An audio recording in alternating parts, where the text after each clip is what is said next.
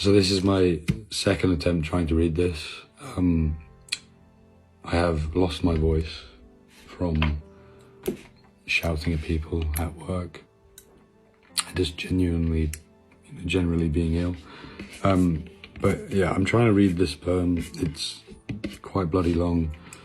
So yeah, hopefully I don't mess it up this time, because I don't particularly fancy sitting here any longer. So this is a poem called Cracked. It took me about 1.5 years to write, just continuously editing it, just because it's so long, and it's just been through so many iterations. So yeah, I hope you enjoy. It's called Cracked.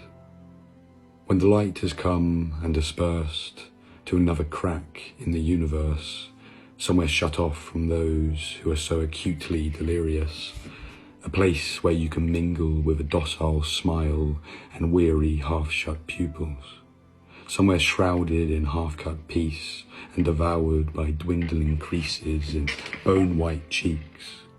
When the light has found this place, I shall roam the foreign streets, crawling my way through the sleeping bodies and smoky brick retreats, squeezing through huddles of grisly hands that sit upon embers and half-bloated, half-empty stomachs. I shall ignore all this and rather look upon the sides of buildings where pictures may linger of children grasping red balloons and of husbands washing up famished teaspoons. Their imperial chatter of wake up, reminds me of my choices. The choice to wear knitted coats and button-up sleeves. Perhaps if I wear a hat, the voices shall cease. And when I am asked why I stand here, balancing on the curb in my puzzled clothes, I shall profess, I am uncrowned, but I am dressed, and I have been banished to the ground. Do they want to ask their questions now, or shall we tuck ourselves in and go to bed, where all that can be said, am I dead? Am I not yet dead? The crowds will reply in their final utterings and frayed mutterings.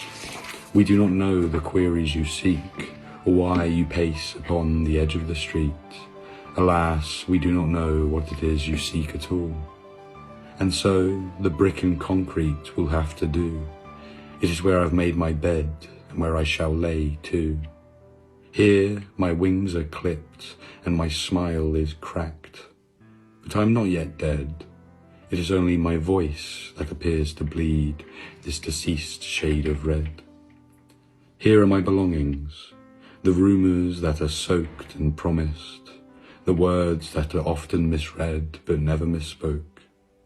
And with my tongue dipped in the gutter, I natter and I mutter. Where does the morning star go when the gates have closed and the couples have gone to bed? And all that can be said, am I dead? I fear that I am dead. But I'm not yet dead. My pulse still breathes, see. It marches on without cowardice. It rallies my heartbeat and commands my legs to charge. Down, down the crevices and the isolated paths, the uncharted cracks and the unironed creases where ill husbands linger, and their estranged children endlessly snigger, anchoring my ears to their vile screech until I speak, and on I speak. Be kind to the gentle man, let him speak to the birds if it pleases him, buy him a loaf of fresh bread, so that he may feed them, and listen to what he has said.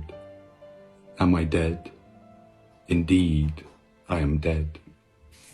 There'll be no obituary in the Sunday paper, nor any grieving stones in the vicar's lawn, and no bereavement cake on the baker's counter. Oh, however will they mourn. There'll be no joy left to cure the funeral blues, and no pick-me-ups in the morning's news. There'll be no murmurs from the sisters, and no whispers that slither through the door.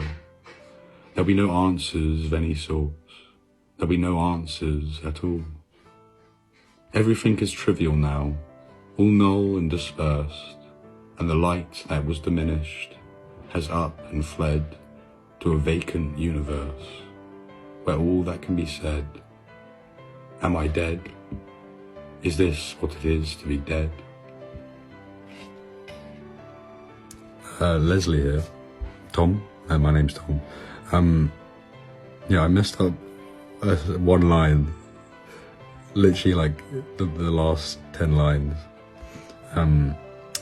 It should have been, there'll be no murmurs from the sisters and no whispers that sliver through the cracks in the doors. I think I just said doors, I didn't say cracks. So I'm not gonna redo it because it takes literally 5 minutes to read. But yeah, that's what it's meant to be.